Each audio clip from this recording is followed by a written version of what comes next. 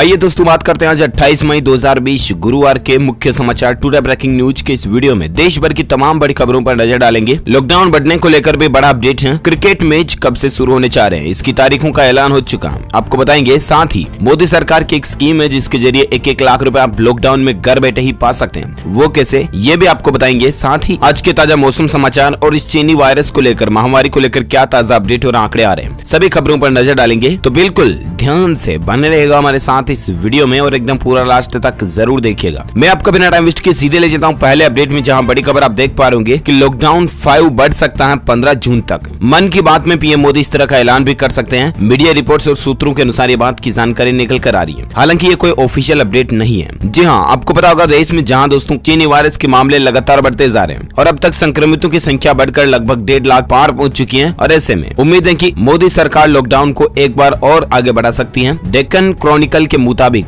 सरकार लॉकडाउन को 15 जून तक बढ़ाने की तैयारी में है। इससे पहले 31 मई तक लॉकडाउन का चौथा चरण खत्म होने वाला है और देश में आपको पता होगा 25 मार्च से ही लॉकडाउन जारी है। सूत्रों के मुताबिक प्रधानमंत्री कार्यालय यानी कि पीएमओ सभी राज्यों से चौथे चरण के लॉकडाउन की रिपोर्ट मांगेगी और चौथे चरण का लॉकडाउन 18 से 31 मई तक खत्म होने वाला है। इस रिपोर्ट के बाद ही सरकार कोई फैसला लेगी। हालांकि इस बात पर कम ही उम्मीद लग रही है कि केंद्र सरकार राज्यों के साथ वीडियो मीटिंग करेगी जैसे कि वह पहले करती है। लेकिन डेटा एनालिटिक्स और रिपोर्ट को देखा जाए दोस्तों तो लगता है कि मोदी सरकार लॉकडाउन का 5वां चरण भी लागू कर सकती है। अब देखते हैं देश भर में जो कोई भी अपडेट आएगा, official announcement PM Modi government की तरफ से जब भी किया जाएगा, मैं आपको जरूर बताऊंगा डीएलएस न्यूज के ऊपर। फिलहाल पर नजर डालते हैं अगली खबर में, जहां अपडेट देख पा रहे कि चीनी वायरस के समय में गूगल का एक बड़ा ऐलान है। घर से काम करने वाले हर कर्मचारी को देगी 75,000 रुपए एक्स्ट्रा। जी हाँ, वही गूगल कंपनी जिसके सीईओ हमारे भारत के सुंदर पिचाई है ना, तो उस कंपनी ने वर्क फ्रॉम होम करने वाले कर्मचारियों के लिए एक नई पहल शुरू की है और इसके तहत उन कर्मचारियों को $1,000 यानी कि तकरीबन 75,000 रुपए अलाउंस यानी कि भत्ते के रूप में दी जाएगी। तो ये राहत की बात है। चलिए अगला अपडेट है कि पश्चिम बंगाल में 30 जून तक सभी स्कूल और कॉलेज बंद रहेंगे। शिक्षा मंत्री ने इस तरह का ऑफिशियल ऐलान कर दिया है। देश भर में लॉकडाउन का चौथा चरण तो 31 मई तक लागू ही है, लेकिन इसी बीच पश्चिम बंगाल सरकार ने ऐलान किया कि राज्य के सभी स्कूल और कॉलेज 30 जून तक बंद रहेंगे। इससे पहले 10 जून तारीख थी, जिसको और बढ़ा दिया है चीनी वायरस के मामलों की संख्या को बढ़ोतरी देखते हुए। चलिए अगली खबर है दोस्तों की सभी नागरिकों का हेल्थ रजिस्टर तैयार करवाएगा कर्नाटक राज्य। 6 करोड़ से ज्यादा लोगों का सर्वे किया जाएगा। जी हाँ, कर्नाटक सरकार अपने नागरिकों का हेल्थ डेटाबेस तैयार करने जा रही है और इसके लिए हेल्थ रजिस्टर तैयार किया जाएगा, जिसमें राज्य के सभी नागरिकों का एक स्वास्थ्य रिकॉर्ड दर्ज होगा। कर्नाटक के स्वास्थ्य मंत्री के सुधाकर ने कहा दोस्तों कि इस चीनी वायरस के अनुभव से स्वास्थ्य से जुड़े वास्तविक आंकड़े की जरूरत महसूस की गई और इसलिए राज्य गवर्नमेंट की तरफ से यह अच्छा फैसला लिया गया है। चलिए अगली खबर है, सीबीएसई का एक बड़ा ऐलान है। लॉकडाउन के दौरान अपने होम टाउन में ही आप परीक्षा दे सकते हैं। जी हाँ दोस्तों, चीनी वायरस के मौके पर सीबीएसई के स्टूडेंट्स यानी छात्र छात्राओं के लिए एक अच्छी खुशखबर है। लॉकडाउन के दौरान जो बच्चे अपने गृह जिले या अन्य प्रदेश में चले गए, उन्हें अधिक परेशान होने की जरूरत नहीं है, क्योंकि सीबीएसई उनकी 10वीं और 12वीं की परीक्षा उन्हीं जिलों में करवाने का प्रयास कर रही है। मानव संसाधन विकास मंत्री रमेश पोखरियाल निशंक ने बात की जानकारी दी है कि इस वायरस के संकट के चलते लॉकडाउन में जो बच्चे जहां फंस गए, जिन जिलों में आप रह रहे हैं, वहीं से आप सीबीएसई का एग्जाम दे सकें। दरअसल बोर्ड परीक्षाओं में शामिल होने जा रहे विद्यार्थियों की समस्या को ध्यान में रखते हुए केंद्रीय माध्यमिक शिक्षा बोर्ड ने यह फैसला लिया है, तो ये अच्छी बात है। चलिए अगली खबर है कि सरकार ने जनहित में जारी की है IRCTC, railway, Aarogya Setu application और चीनी वायरस से जुड़ी कुछ जरूरी सूचनाएं जो आम आदमी के लिए जानना जरूरी है। आप भी देखिए और लाभ लीजिए। तो दरअसल दोस्तों यहाँ पर कुछ ऐसी डिटेल्स जानकारी दी हुई है जो रेलवे टिकट से संबंधित है। इसके अलावा आरोग्य सेतु ऐप से जुड़ी भी है, जिनकी जानकारी आप देख सकते हैं कि बिना आरोग्य सेतु ऐप की यात्रा नहीं करने दिया जाएगा। तो मैं आपको इस खबर के लिंक इस वीडियो के नीचे डिस्क्रिप्शन बॉक्स में डाल दूंगा, तो वहां से आप चेक कर लीजिएगा अगर आप डिटेल में जानकारी पढ़ना चाहते हैं। क्योंकि अभी मैं एक को बोलूंगा बहुत ज्यादा लंबा हो जाएगा। अपन सीधे आगे बढ़ते हैं फिलहाल अगली खबर में, जहां बड़ा अपडेट आप देख पा रहे क्रिकेट फैंस के लिए बहुत ही अच्छी खबर है। भारत और ऑस्ट्रेलिया के बीच टेस्ट सीरीज के शेड्यूल की घोषणा हो चुकी है। इस मैदान पर होगा डे नाइट टेस्ट और इसका शेड्यूल तारीखें भी घोषित हो चुकी हैं। आखिर क्रिकेट कब से शुरू होने जा रहा, टेस्ट सीरीज का ऐलान हो चुका है। जहां भारत और ऑस्ट्रेलिया के बीच टेस्ट सीरीज के शेड्यूल के अनाउंसमेंट के अनुसार पहला मैच 3 दिसंबर को ब्रिस्बेन में खेला जाएगा। दूसरा टेस्ट मैच 11 दिसंबर को एडिलेड में खेला जाएगा। एडिलेड टेस्ट मैच को लेकर कहा जा रहा है कि ये टेस्ट मैच डे नाइट खेला जाएगा और इसके बाद तीसरा टेस्ट मैच 26 दिसंबर को मेलबर्न में खेला जाएगा। सीरीज का आखिरी टेस्ट मैच सिडनी में खेला जाएगा। रिपोर्ट्स के मुताबिक CA के मुख्य कार्यकारी अधिकारी कोविन रॉबर्ट्स ने शुक्रवार को बात की आधिकारिक घोषणा करने का ऐलान किया है। तो ये ज्यादा जानकारी आप देख सकते हैं। चलिए अगली खबर है कि मोदी सरकार दे रही 1 लाख रुपए जीतने का मौका। आरोग्य सेतु एप्लीकेशन पर आपको करना होगा ये काम। जी हाँ, इस ऐप के जरिए आप भी 1 लाख रुपए जीत सकते हैं मोदी गवर्नमेंट की तरफ से, वो भी बिल्कुल फ्री में। बिल्कुल 100% जेन्युइन स्कीम है सरकार कि इसके लिए आपको 1 रुपया भी लगाने की जरूरत नहीं है, इसलिए आप ऐसा ना टेंशन लें कि कहीं आपको कोई पैसे वगैरह तो नहीं लगाने पड़ेंगे, ऐसा कुछ भी नहीं है। दरअसल सरकार ने ये स्कीम इसलिए निकाली है ताकि आरोग्य सेतु एप्लीकेशन को और ज्यादा सिक्योर, मजबूत, प्रोटेक्टेड बना सके। मैंने आपको कल दिन में भी DLS न्यूज के ऊपर एक न्यूज अपडेट में बताया था, राइट। लेकिन आप में से बहुत सारे भाइयों बहनों दोस्तों मित्रों ने नीचे कमेंट किया कि यार DLS भाई ये आरोग्य सेतु ऐप की स्कीम क्या है, तो मैं आपको इसलिए वापस बता रहा हूँ। सिंपल बात कुछ यूं है कि अगर आप भी साइबर सिक्योरिटीज वगैरह, एप्लीकेशन डेवलपमेंट इनमें इंटरेस्टेड रखते हैं, इसका नॉलेज रखते हैं, तो आप भी बिल्कुल आसानी से 1 लाख रुपए जीत सकते हैं। आपको करना सिंपल ये कि आरोग्य सेतु एप्लीकेशन की कोई भी कमी ढूंढनी है, उसमें कोई भी बग ढूंढना। जिस तरह से Google, Facebook, WhatsApp, Twitter, Microsoft वगैरह जितनी भी बड़ी बड़ी टेक्नोलॉजीज कंपनीज होती है ना दोस्तों, ये अपने प्लेटफॉर्म के लिए बग बाउंटी प्रोग्राम रखती हैं, आपको पता होगा। और एटलीस्ट उस बग बाउंटी प्रोग्राम का मकसद ये होता है कि वो अपने प्लेटफॉर्म को, अपने सॉफ्टवेयर को और ज्यादा प्रोटेक्ट कर सके। जितनी भी उसमें बग्स होती हैं धीरे धीरे उनको निकाल करके, और यही प्लानिंग हमारी भारत सरकार ने भी लगाई है। इसके तहत दोस्तों आपको निकालना होगा कोई भी खामी या बग जो कि आरोग्य सेतु ऐप में है, उस बग को फिक्स करने के प्रोग्रामिंग, इन सब चीजों की जानकारी दे करके आप जीत सकते हैं 1 लाख रुपए तक सरकार की तरफ से बिल्कुल फ्री में इनाम। आपको बता दें 2 अप्रैल 2020 को आरोग्य सेतु ऐप लॉन्च किया गया था। अब तक तकरीबन 11 करोड़ लोग इसका इस्तेमाल कर रहे हैं। और भी ज्यादा जानकारी आप MyGov गवर्नमेंट के ऊपर जाकर के ऑफिशियल अपडेट में देख सकते हैं, PDF फाइल में। चलिए फिलहाल अपन आगे बढ़ते हैं अगले अपडेट में, जहां नजर डालते दोस्तों इस चीनी वायरस को लेकर हाल ही के ताजा क्या अपडेट और आंकड़े आ रहे हैं, वो तो मैं आपको बताऊंगा। उससे संबंधित कुछ और अपडेट भी आप देख सकते हैं कि इस चीनी वायरस के मरीजों पर पतंजलि की दवाओं के क्लिनिकल ट्रायल को मंजूरी नहीं मिली है। जहां बुधवार को यह पहले खबर आई थी कि सरकार ने इस चीनी वायरस के मरीजों पर पतंजलि की दवाओं के क्लिनिकल ट्रायल की मंजूरी दे दी है। लेकिन इस खबर के बाद सोशल मीडिया पर काफी बवाल मचा, जिसके बाद जिला प्रशासन ने इस बात से इनकार कर दिया कि उसने पतंजलि की दवाओं के लिए ऐसी कोई भी इजाजत नहीं दी है। अच्छा, वहीं चीनी वायरस के अभी तक के ताजा आंकड़ों की अगर बात करें तो स्वास्थ्य मंत्रालय द्वारा जारी आंकड़ों के मुताबिक पिछले 24 घंटों के दौरान 170 लोगों की जान गई, जबकि 6387 नए मामले भी देखे गए। उसके बाद दोस्तों अभी दुनिया भर में इसके मामलों की संख्या की अगर बात करें तो 55,90,000 से भी ज्यादा मामले पहुंच चुके हैं, जिसमें 29,53,000 सक्रिय मामले हैं, 22,87,000 ठीक भी हो चुके हैं। दुनिया भर में 3,50,000 से ज्यादा लोग इस दुनिया को अलविदा कह चुके हैं। भारत के आंकड़ों की अगर बात करें तो 1,51,767 टोटल मामले अभी तक कंफर्म्ड हो चुके हैं। हालांकि स्वास्थ्य मंत्रालय की तरफ से अब 9 बजे और नए अपडेट आंकड़े आएंगे तो मैं आपको DLS न्यूज के ऊपर एक अलग से सेपरेट वीडियो में बता दूंगा। इसके अलावा दोस्तों 83,000 इसमें से सक्रिय मामले हैं, 64,000 ठीक भी हो चुके हैं, जबकि 4,337 लोग भारत से इस दुनिया को अलविदा कह चुके हैं अब तक, है ना। तो ये तो रहे आंकड़े,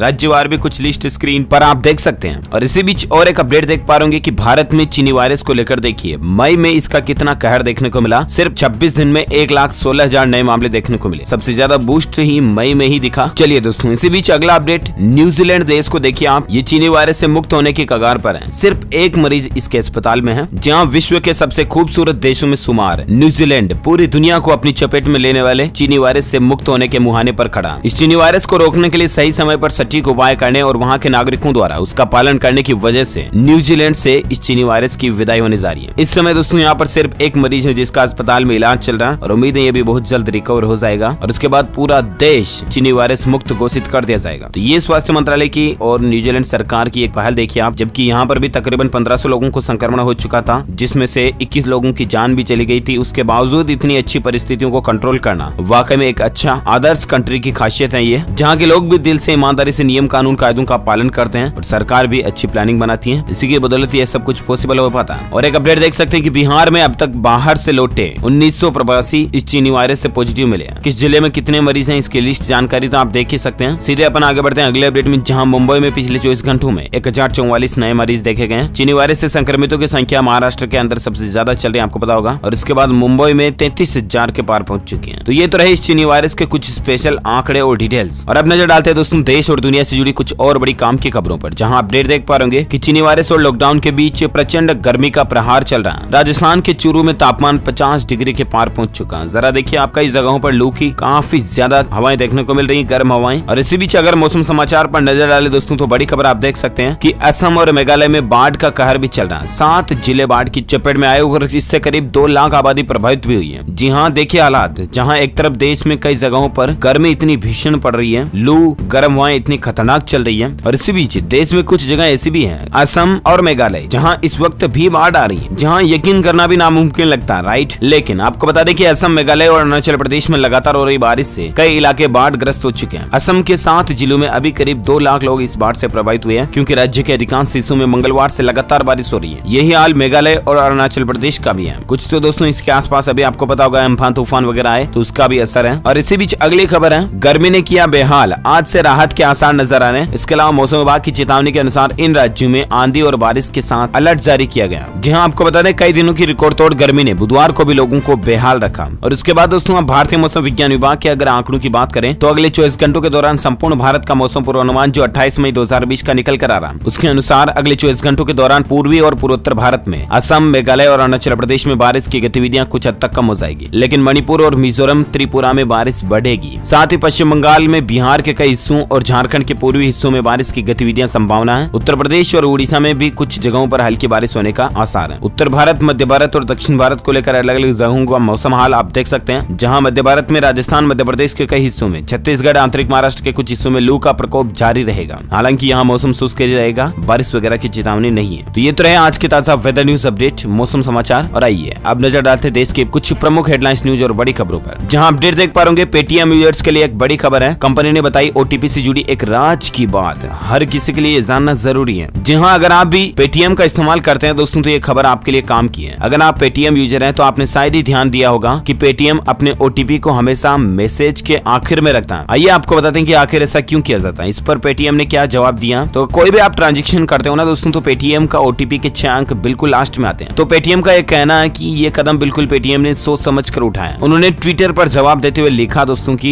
देखने में आया है कि ठग भोले भाले ग्राहकों को आसानी से ओटीपी साझा करने के लिए राजी कर लेते हैं। हमने इसे चेतावनी वाले मैसेज के अंत में रखा ताकि ग्राहक ओटीपी साझा करने से पहले चेतावनी को पढ़ लें कि आपको ओटीपी कभी भी किसी के साथ शेयर नहीं करना। तो कुल मिलाकर के ध्यान रखिएगा, never share your OTP, ATM card detail, bank detail, Aadhaar card detail, password, net banking user name वगैरह इस तरह की कॉन्फिडेंशियल जानकारी कभी किसी के साथ शेयर ना करें। चाहे नरपत चंद जी आपको फोन करके पूछे दोस्तों की आपका फला डिटेल क्या, तो भी आपको नहीं बतानी है, ठीक है ना, ध्यान रखिएगा, वरना आप भी ठगी के शिकार हो सकते हैं। चलिए इसी बीच अगली खबर है, एक राहत की खबर है और एक झटका भी है, दोनों आपको बताएंगे। जहां राहत की खबर देख सकते हैं, भारतीय स्टेट बैंक की तरफ से 3 महीने की लोन की किस्त चुकाने से राहत दे दी गई है। आरबीआई ने भी ऐलान किया था और उसके बाद एसबीआई ने उस कदम को मान लिया। मई के बाद दोस्तों जून, जुलाई, अगस्त 3 महीने तक अगर आपने एसबीआई से लोन लिया हुआ ना तो आपको किस्त चुकाने की कोई जरूरत नहीं है, ठीक है ना, सरकार ने कह दिया तो रहने दो। लेकिन अगर आप कैपेबल है तो जमा करवा दे, ज्यादा बेहतर होगा। अच्छा, एसबीआई को लेकर और एक अपडेट देख सकते हैं कि एसबीआई ने बड़ा झटका दिया है, एफडी की ब्याज दरों में भारी कटौती कर दी है। भारतीय स्टेट बैंक ने एफडी में हाल ही में रेटों में कटौती की है और अभी नई रेटें क्या चल रही है तो इसको लेकर जानकारी डिटेल आप स्क्रीन पर देख सकते हैं। इस पीडीएफ फाइल में टेबल के ऊपर देख पा रहे कुछ 0.40% तक की भारतीय स्टेट बैंक ने एफडी में कटौती की है ना। चलिए अगली खबर है कि चीनी वायरस के संकट में अब इस बैंक ने अपने कर्मचारियों की सैलरी काटने का ऐलान किया और वो बैंक है कोटक महिंद्रा बैंक और NBFC company India bulls housing finance. इस संकट की वजह से वेतन में कटौती का ऐलान पहले से कर चुके हैं और इसके बाद प्राइवेट सेक्टर के दूसरे बड़े बैंक आईडीएफसी बैंक ने भी अपने वेतन में कटौती करने का ऐलान किया कर्मचारियों के, है ना। चलिए अगला अपडेट है, अमेज़न कंपनी के तरफ से एक नया ऑफर निकाला गया है जिसमें सेलर्स को गिफ्ट के तौर पर फ्री में इस चीनी वायरस का इंश्योरेंस दिया जा रहा है। हेल्थ इंश्योरेंस है, आप भी रजिस्ट्रेशन करवा सकते हैं। अगर आप भी दोस्तों अमेज़न के ऊपर सेलर्स हैं तो अकाउंट आप जब क्रिएट करते हो तो यहाँ पर आपको फ्री में इसका इंश्योरेंस वगैरह मिल रहा है, अच्छी बात है। चलिए अगली खबर है कि पीएम किसान स्कीम पर सरकार ने एक बड़ा फैसला लिया है। 45 लाख किसानों को मिलेगा सिर्फ 4% पर लोन। जहां पीएम किसान सम्मान निधि स्कीम से किसान क्रेडिट कार्ड यानी कि केसीसी को जोड़ने के बाद देश के लगभग 70 लाख लोगों ने खेती किसानी के लिए सस्ता लोन लेने की इच्छा जाहिर की है। उन्होंने केसीसी के लिए आवेदन भी किया और इसी बीच केंद्रीय कृषि मंत्रालय के अधिकारियों के मुताबिक इसमें से 45 लाख किसानों को क्रेडिट कार्ड के लिए सैद्धांतिक मंजूरी भी मिल चुकी है, जबकि 25 लाख लोगों को केसीसी जारी कर दिया गया है, जबकि शेष को भी कार्ड देने की प्रक्रिया चल रही है। और ऐसे में कुल मिलाकर के केसीसी के जरिए आप 4% के नामात्र ब्याज पर लोन निकलवा सकते हैं आसानी से और उन पैसों का इस्तेमाल आप कर सकते हैं अपनी खेती बाड़ी वगैरह वगैरह के लिए, ठीक है ना। चलिए अगला अपडेट है, ओला इलेक्ट्रिक कंपनी ने एटर्गो का अधिग्रहण कर लिया है। एटर्गो जो कि इलेक्ट्रिक स्कूटर वगैरह बनाने की कंपनी थी उसको खरीद लिया। अगले साल करेगी इलेक्ट्रिक दोपहिया वाहन लॉन्च, ओला कंपनी की तरफ से ये अपडेट। और एक खबर देख पाएंगे, मुख्यमंत्री शिक्षक एवं प्रहरी आवासीय योजना का शिलान्यास किया है। धारीवाल ने पट्टी का अनावरण करके ये अनाउंसमेंट किया। राजस्थान राज्य की खबर देख सकते हैं आप। और एक अपडेट है कि इस इंटरनेशनल बैंक ने की रिलायंस जियो की तारीफ। भारत में डिजिटलीकरण लाने में जियो की बड़ी भागीदारी रही है और जाहिर सी बात है तो हम सभी भी जानते हैं दोस्तों की जियो से पहले एयरटेल, आइडिया, वोडाफोन वगैरह वगैरह इन कंपनियों ने हमें कितना लूटा था, शायद इसका अंदाजा हम लगा भी नहीं सकते। 100 रुपए का 400, 500 रुपए का इंटरनेट पैक हुआ करता था जिसमें भी डेटा कितना, सिर्फ 1 GB, 2 GB, 5 GB मैक्सिमम, वो भी किस स्पीड से, कछुए की स्पीड से। वहीं रिलायंस जियो आने के बाद क्या हुआ पता आपको, 4G ने दुनिया ही बदल के रख दी। अब एक क्लिक पर आपके मोबाइल फोन में सारे वीडियोस, ऑडियोस खुलते हैं। ऑनलाइन ही हम देखते हैं ज्यादातर, फोन में कोई ऑफलाइन कलेक्शन बहुत कम ही रखता होगा, राइट, क्योंकि आजकल ऑनलाइन सिस्टम्स इंटरनेट स्पीड भी काफी अच्छी हो चुकी है और इसमें वाकई में भूमिका रही है रिलायंस जियो की। मुकेश अंबानी जी ने भारत को डिजिटलीकरण में लाने में बहुत ही अहम भूमिका निभाई, ये बात हम कभी भूल नहीं सकते हैं। मैनी थैंक्स टू देश की तरफ से उनको, मुकेश अंबानी जी को। और इसी बीच अगली खबर है कि बीपीसीएल को मोदी सरकार बेचने जा रही है। अब 31 जुलाई तक रुचि पत्र जमा कराने का आपके पास मौका है। बीपीसीएल कंपनी की सरकार वापस से बोली लगाने जा रही है और आप भी अगर इंटरेस्टेड हैं शेयर होल्डिंग के लिए तो आप अप्लाई कर सकते हैं। और अगली खबर है चीनी वायरस के संकट के बीच इस राज्य सरकार ने बड़ा कदम उठाया, जहां 47,000 लोगों को रोजगार दिया जाएगा। आखिर क्या है प्लान? तो दरअसल तमिलनाडु राज्य से एक अच्छी खबर आई है। तमिलनाडु सरकार ने बुधवार को कहा दोस्तों की 17 कंपनियों के साथ 15,100 करोड़ रुपए से अधिक के नए निवेश से इस तरह के समझौते किए गए जिससे कि इन कंपनियों में राज्य में लगभग 47,150 लोगों को रोजगार मिलेगा। एटलीस्ट ये राहत की खबर है। इस लॉकडाउन के मौके पर भी तमिलनाडु सरकार कुछ तो कर रही है ना। चलिए अगला अपडेट है कि टिकटॉक से बड़ा एप्लीकेशन बन गया स्वदेशी मित्रों। 50 लाख से ज्यादा लोगों ने इसको डाउनलोड भी कर लिया। IIT रुड़की के छात्र द्वारा डेवलप किया गया स्वदेशी शॉर्ट वीडियो मेकिंग ऐप मित्रों इस वक्त आरोग्य सेतु के बाद सबसे ज्यादा डाउनलोड किया जाने वाला ऐप बन चुका है। और सबसे अच्छी बात तो ये भारत का ही है, स्वदेशी है, तो आप भी चाहें तो इसको इस्तेमाल करके देख सकते हैं। चलिए अगली खबर है hotel, tour operators, travel agent और टूरिस्ट ट्रांसपोर्ट को मोदी सरकार ने बड़ी राहत दी है। जहां चीनी वायरस के लॉकडाउन की सबसे बड़ी कीमत चुकाने वालों में से एक है टूरिज्म इंडस्ट्री। होटलें बंद हैं, ट्रेवल एजेंट्स के काम में पूरी तरह से ब्रेक लग चुका है और इन मौजूदा स्थितियों को देखते हुए हॉस्पिटैलिटी इंडस्ट्री भी बुरी तरह से प्रभावित हुई है। जहां लॉकडाउन के चलते ये इंडस्ट्री इतने कठिन दौर से गुजर रही है और इस समय सरकार ने इन इंडस्ट्रीज के लिए बड़ी राहत दी है। सरकार ने घोषणा की है दोस्तों की होटलों और अन्य आवास यूनिट्स के अप्रूवल या सर्टिफिकेट की वैलिडिटी को 30 जून तक बढ़ा दिया गया। लॉकडाउन के दौरान जिन लोगों की सर्टिफिकेट वैलिडिटी खत्म हो रही थी उन सब की वैलिडिटी को अब बढ़ा दिया गया। तो ये भी गवर्नमेंट की तरफ से राहत दी गई है। ओके दोस्तों, तो इसी कड़ी में आज की बड़ी खबरें, मुख्य समाचार, today breaking news, India news, headlines news का अपडेट वीडियो खत्म होता है। आप मुझे नीचे कमेंट करके बताइएगा जरूर कि आपको क्या लगता है दोस्तों कि 1 जून के बाद 15 जून तक लॉकडाउन 5 बढ़ सकता है या नहीं। आपकी राय या विचार मुझे नीचे कमेंट करके बताइएगा जरूर कि लॉकडाउन 4 के बाद लॉकडाउन 5 आएगा भी या नहीं। कमेंट में बताइए फटाफट से। सही जवाब देने वाले रैंडमली लोगों को पिक किया जाएगा हमारी DLS न्यूज टीम की तरफ से और आप जीत सकते हैं एक शानदार सरप्राइज गिफ्ट जो कि गिव अवे के रूप में आप तक पहुंचे दिया जाएगा। और साथ ही इस वीडियो को लाइक करना, ज्यादा से ज्यादा लाइक कीजिए, अपने दोस्तों के साथ फेसबुक और व्हाट्सएप पर शेयर भी करना। और हाँ, अगर आप DLS न्यूज पर पहली बार आए हैं ना तो चैनल को सब्सक्राइब करके बेल आइकन जरूर दबा देना ताकि आपको रोजाना के ताजा अपडेट से तुरंत आपके मोबाइल पर मिलते रहेंगे। Thank you, take care, good bye, जय हिंद, जय भारत, वंदे मातरम।